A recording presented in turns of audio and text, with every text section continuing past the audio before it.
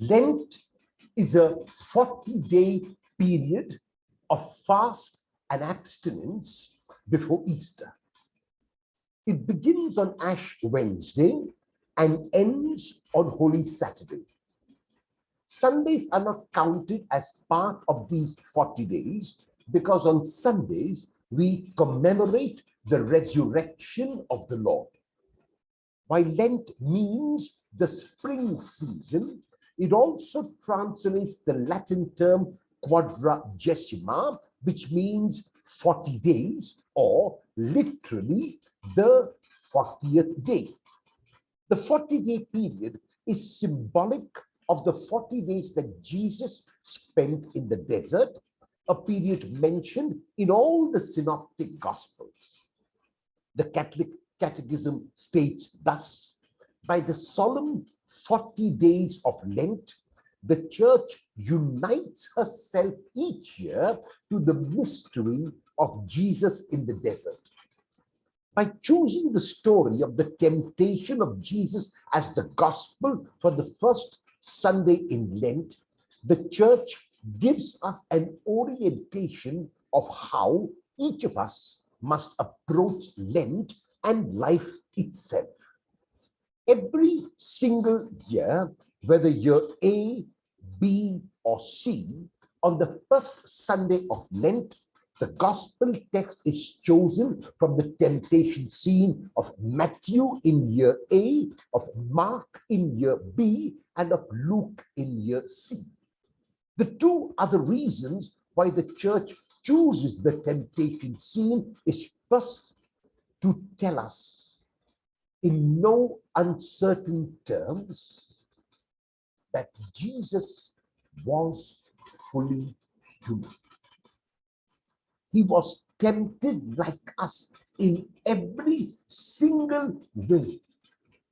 He went through every single experience that we go through as human beings, and therefore he can identify with us. He can understand us. He can know what we are going through.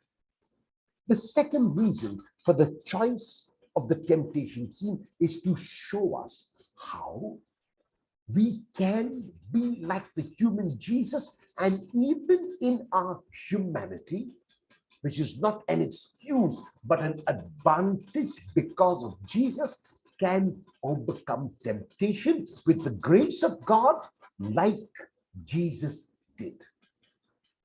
The three temptations of Jesus have been seen as corresponding to the temptations of those who were moving out of exile into the promised land. The temptations involved bread, testing the Lord, and idolatry. And this order is maintained in the Gospel of Matthew in his narrative of the three temptations. Luke, however, seems to have changed the order. Luke placed the testing of the Lord at the end of the temptations because for Luke, testing the Lord on the pinnacle of the Jerusalem temple is the climax. The Gospel of Luke begins in the temple, and the Gospel of Luke ends in the temple. The temple is the beginning and end, and that is why in Luke's Gospel, the third temptation is where Jesus is asked to throw himself down to test God from the pinnacle of the temple. In Luke, unlike in Matthew and Mark, the temptations come after the period of 40 days and thus highlight the fact that Jesus would have been vulnerable. Jesus would have been physically weak. He would have been weakened by hunger. This is why the first temptation arises out of the physical need of Jesus. Unlike in Matthew, the temptation is not to turn stones into bread. In Luke, Jesus is challenged to turn this stone into a loaf of bread. While this may be understood as a temptation to perform a popular or magical sign, it seems better to understand it as a temptation to use his power for his own benefit. It is a temptation to be selfish and to satisfy his own needs. It is also a temptation to concern himself with the material alone, as is evident in the response of Jesus. There is much more, Jesus says, that sustains the human than mere physical satisfaction. So many of us given so easily to this temptation of selfishness, of self-centeredness. When we look at the few rich in the world who accumulate and gather so much for themselves, even at the cost of others, it is really a crime. They give in so easily to temptation. They satisfy their lust, they satisfy their wants, they satisfy their cravings. This temptation is a challenge to those of us who of that ilk, to say to ourselves, it is true that I need bread. It is true that I have need of the daily necessities of life, but I need to stop at times and ask myself, how much is enough? Will I keep accumulating and gathering even at the cost of others having less, or so many having nothing at all? Or will I be a little generous and share? Will I respond like Jesus to say that we do not live on the material alone? The material is necessary and required, but it must have its place and not overtake us. The second temptation is to acquire power and authority and dominion by worshiping Satan. It is really a temptation to take the easy way than the right way. It is a temptation to compromise. Jesus' response is that there is only one way to gain authority, power, and dominion, and that is by worshiping God, not worshiping things or persons. Authority, in Jesus' view, means service and not domination.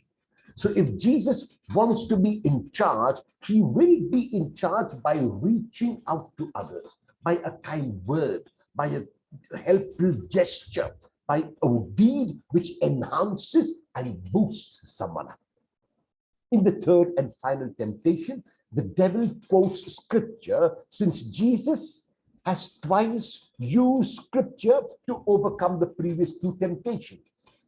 This temptation is to put God to the test.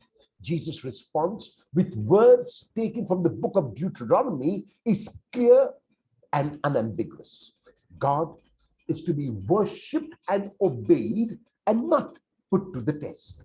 The final verse in Luke, which states that the devil left him till an opportune time, is Luke's way of saying that Jesus continued to be tempted throughout his life.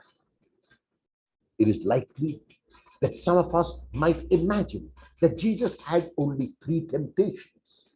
Luke reminds us in chapter 4, verse 13, the last verse of today's gospel, that this was not so, that Jesus continued and the devil looked for opportunities to keep tempting him. Temptation by the devil was constant and regular in the life of Jesus.